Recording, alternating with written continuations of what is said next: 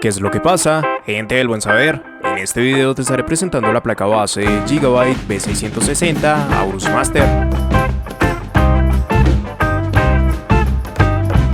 Los modelos Aorus Master han sido para Gigabyte una de las mejores placas a la hora de hablar de VRMs, y ahora, desde B660, de nuevo nos encontramos una alternativa bajo dicha nomenclatura, siendo el modelo de mayor gama dentro de Gigabyte para este chipset, y un buen contendor frente a las placas de la gama de entrada en Z690. Y desde este video te quiero mostrar qué tan buena alternativa puede llegar a ser la misma desde las distintas características añadidas, además de presentarte aquellas ventajas y desventajas que va a suponer la misma para un ensamble. Pero antes de todo, recuerda pasarte por el enlace en la descripción, donde estarás encontrando los mejores precios para esta placa base, desde Amazon y de una forma segura. Pásate. Y es que empezando con ese apartado de características, en este caso, como es evidente, nos encontraremos con una placa bajo el chipset B660 y el socket LGA 1700, que nos estaría dando soporte a procesadores Intel en la 12ª generación, lo cual incluye la compatibilidad necesaria para los procesadores dentro de las líneas i9, i7, i5 e i3, además de un futuro soporte para nuevas versiones, y ante lo cual en la descripción estarás encontrando un enlace constantemente actualizado con cada uno de los procesadores compatibles. Ya para el lado de su memoria RAM, nos encontraremos que sería necesario poseer memorias de tipo DDR4 o DDR5 dependiendo de la versión que vayamos a escoger. Ambos modelos van a disponer de la capacidad para añadir módulos en un máximo de 32 GB, y que en conjunto sumarían hasta 128 GB dentro de los 4 DIMMs correspondientes en la placa, pero donde realmente se empieza a dar el cambio sería a partir de sus frecuencias. Por un lado, las versiones con memorias de tipo DDR4 limitarían las frecuencias sin modificaciones hacia los 3200 MHz, y a partir de la activación de perfiles XMP o modificaciones manuales con overclock, podemos llegar a alcanzar hasta 5333 MHz, mientras que DDR5 subiría este valor a 4800 MHz sin ningún tipo de modificaciones, y a un máximo de 6000 MHz conseguidos a partir de la activación de perfiles XMP u OC manual, siendo en este caso el único cambio a partir de la versión en DDR4 y DDR5, y dejando el resto de características a conservarse para ambas placas. Si es que nos situamos en su almacenamiento, en este caso contaremos con 4 puertos SATA de 6 GB por segundo, que pueden ser configurados en modo RAID 0, 1, 5 y 10. Adicional a esto encontraremos 3 M.2, donde el primer y segundo M.2 añadirían soporte para PCI Express 4.0, mientras que el tercer M.2 estaría retrocediendo hacia PCI Express 3.0. Y cada uno de estos M.2 añadirían compatibilidad en tarjetas de formato desde el 2260 hasta el 2210. En cuanto a sus puertos de expansión, se nos presentarían 3 PCI Express con formato X16, el principal dentro de los mismos contando con el soporte para PCI Express 4.0 y estaría corriendo en las 16 líneas disponibles, mientras que el segundo y tercer PCI Express, aunque conservan un formato X16, en realidad van a correr por 4 y 1 respectivamente, además de añadir soporte en PCI Express 3.0. Cada una de estas características estarían acompañadas junto al códec de audio ALC 1200VB, y si es que incluimos la versión Wi-Fi, se añadiría este conjunto de la tarjeta AX201, que nos va a suministrar desde Wi-Fi 6 hasta Bluetooth 5.2, y ya dentro de sus conexiones internas y fuera un carácter común para el funcionamiento propio del sistema, podemos encontrar una conexión para bombas de agua, 4 conexiones para ventiladores externos, 2 conexiones híbridas que pueden ser utilizadas para bombas de agua y ventiladores externos, 2 conexiones de tipo ARGB, 2 conexiones de tipo RGB, un encabezado USB 3.2 de segunda generación tipo C, un USB 3.2 de primera generación tipo A, 2 USB 2.0, una conexión para detectores de ruido, 2 encabezados de tipo Thunderbolt, una conexión TPN, 2 conexiones para sensores de temperatura, un botón para el reinicio del sistema, y adicional a esto estaríamos encontrando la utilidad de Q Flash Plus Button, así como también para el lado de las conexiones externas se nos presentarían 4 USB 2.0, un DisplayPort, un HDMI, un USB 3.2 de segunda generación por 2 tipo C, un USB 3.2 de segunda generación tipo A, 4 USBs 3.2 de primera generación tipo A, una conexión RJ45 de 2.5 GB, una conexión para audio óptico y 5 conectores de tipo jack. Ya por último, nos encontraremos con un VRM que va a contar con un total de 17 fases de alimentación, las cuales estarían completamente recubiertas por una disipación pasiva, siendo suministradas para esta placa de formato de tipo ATX. Cada uno de estos apartados siendo las características añadidas por parte de esta motherboard, y desde la que consigue sumar bastantes buenos apartados y dar una rivalidad contundente frente a la gama de entrada en Z690.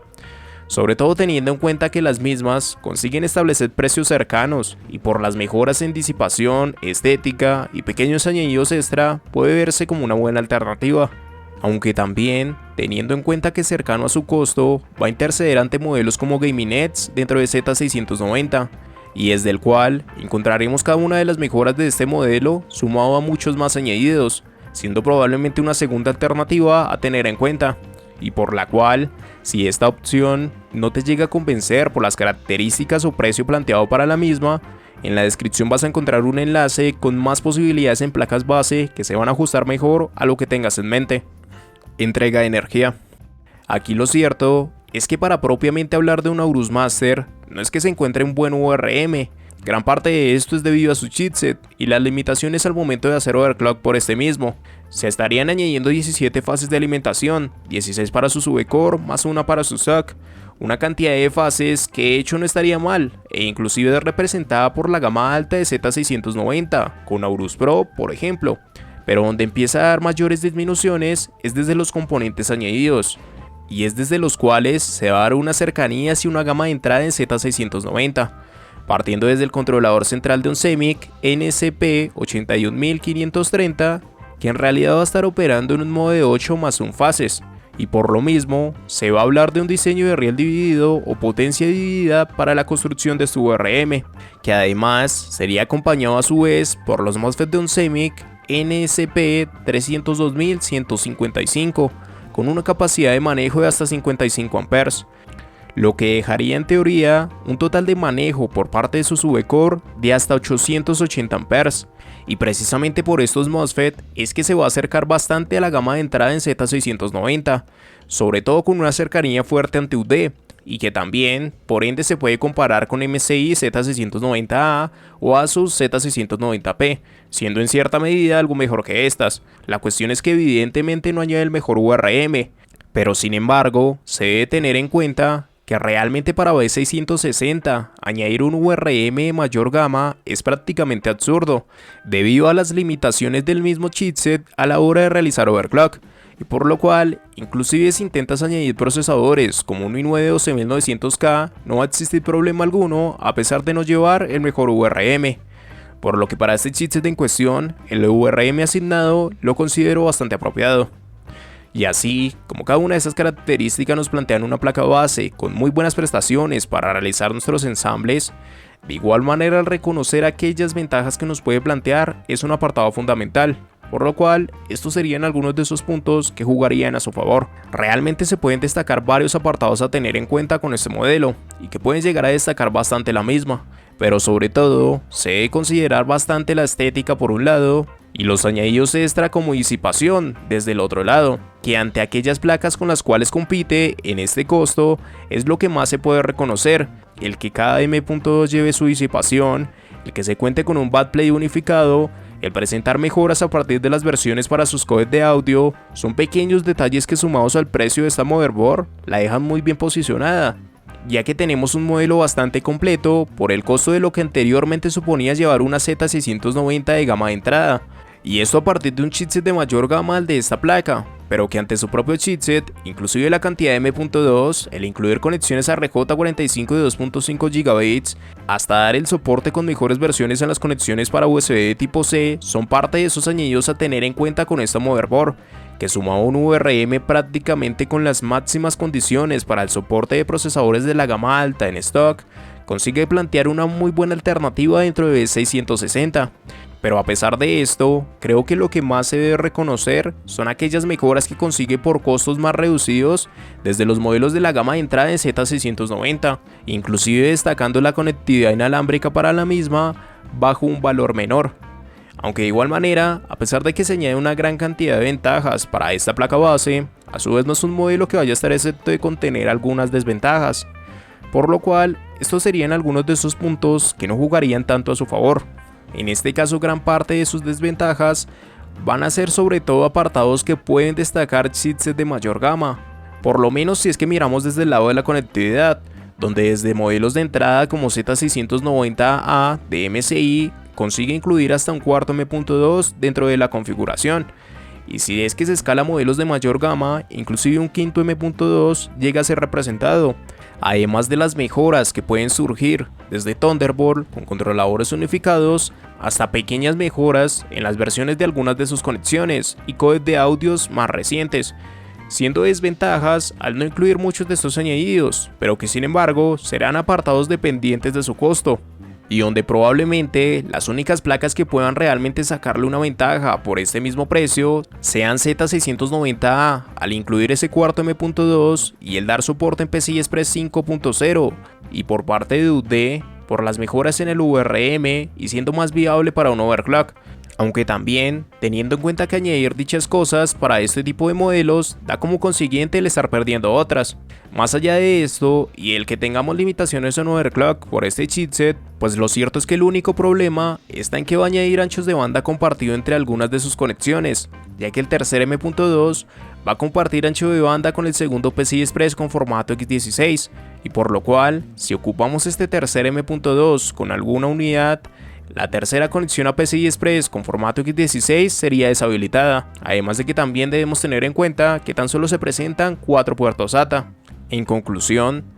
para esta generación de procesadores, la salida de placas en chipsets de menor gama era algo que se esperaba bastante, y en algunos casos, aquellas entregas de la gama alta eran de los modelos más importantes, ya que competirían con la gama de entrada en chipsets como Z690 y ante las cuales darían algunas mejoras. Y por lo menos de momento, aquel modelo de dicha gama alta para Gigabyte se encontraría con Aorus Master. Ya no está con VRM acorde con su nomenclatura, pero sí con su chipset, y en este caso precisamente se iguala con la gama de entrada de Z690, que para un chipset de B660 que limita el overclock es prácticamente más que suficiente un VRM de estos, inclusive con un i9 12900K funcionando bajo stock, y además de esto, destacando bastante en aquellos añadidos extra en disipación y estética, que es donde más logra sobresalir. Ante estos apartados es donde más se puede llegar a recomendar este modelo, y que a mi parecer, en gran parte de las situaciones, va a superar lo determinado por aquellas gamas de entrada en Z690, sobre todo teniendo en cuenta que es una placa mucho más completa en apartados generales, aunque también hay que considerar que ante un precio cercano al de este modelo se va a encontrar Z690 Gaming Edge, que consigue dar hasta un cuarto M.2, desbloqueo en overclock y PCI Express 5.0, siendo probablemente un segundo modelo a tener en cuenta y que puede rivalizar bastante en la decisión por esta motherboard. Y recuerda pasarte por el enlace de la descripción, donde estarás encontrando los mejores precios para esta placa base, desde Amazon y de una forma segura. Pásate.